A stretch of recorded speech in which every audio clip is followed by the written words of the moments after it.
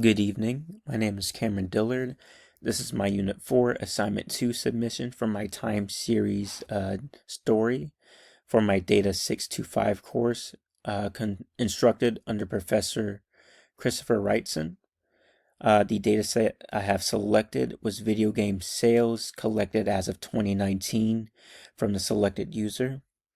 This data set is overall designed to provide information regarding different aspects of video game sales from as early as 1980 all the way up until 2016. The data set includes various aspects relating to video game statistics, such as genre, ranking, regional sales, publishers, and even specific titles. The research question I have proposed is what trends can be identified when reviewing sales statistics over a given period of time, and it is by reviewing multiple aspects or trends of video game sales over the selected course of time could we possibly predict future trends beyond the provided data that was being visualized here. And this can play a significant role in consumer decisions when it comes to choosing publishers, titles, or platforms most optimal to their taste. Or this could be simply viewed as a way to observe significant impacts within the industry from a historical standpoint. The first data visualization I have chosen was a comparative line graph between North American sales, Japanese sales, and European sales. It is then within this glance we can notice how North American sales have overall had a very strong and prominent and pretty consistent growth pattern over the given course of time. Japanese sales, while having a smaller population in comparison to North America and Europe, still show a very prominent and strong relationship with its overall sales, and European sales being comparatively weaker when we look at it in comparison with Japan and North America.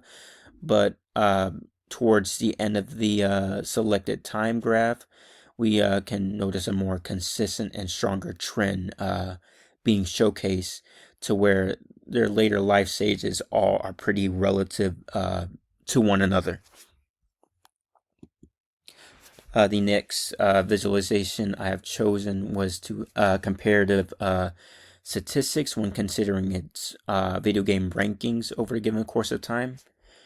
And it is also within the selected period, we can notice 2007 having a very significant impact within its ranking, as of this rank being 4,385 being showcased here. And again, this overall statistic will become a lot more prominent later on in my presentation as well. And it is within this graph visualization I have comparing genre statistics. And it is within these genres I've selected action, adventure, fighting, miscellaneous, platform, puzzle, racing, role-playing, shooter, simulation, sports, and strategy titles. And it is within this graph where we can view and observe different trends between these different genres, and maybe how well or maybe how poorly they may have fared over the given course of time. And it is when reviewing these genres where you can notice how genres like strategy and adventure having very weak showcasings in terms of its statistics, with action and especially sports titles showing very prominent and strong trends. Sports titles especially within this given period of time of 2006, bolstering a 95.73 in terms of its global sales.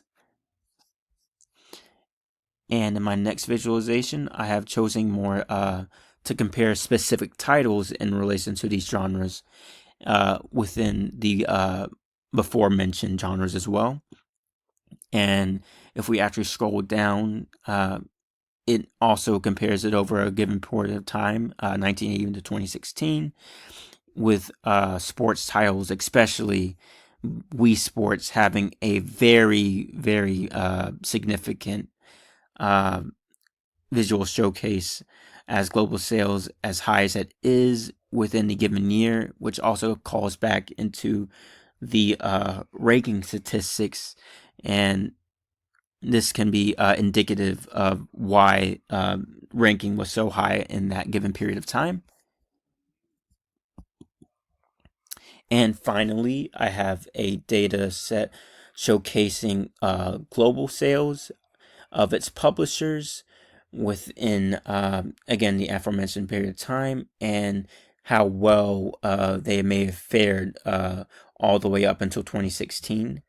And it is within this data set where you can notice how Palcom having basically being non-existent after a given year of time, which we can attribute to maybe this it just falling off, and is also within these time periods where we can see Nintendo and Microsoft being comparative to one another, as well as Sony Entertainment, EA, or Electronic Arts being significant as of time, Bethesda, Activision, and 505 Games also being very powerful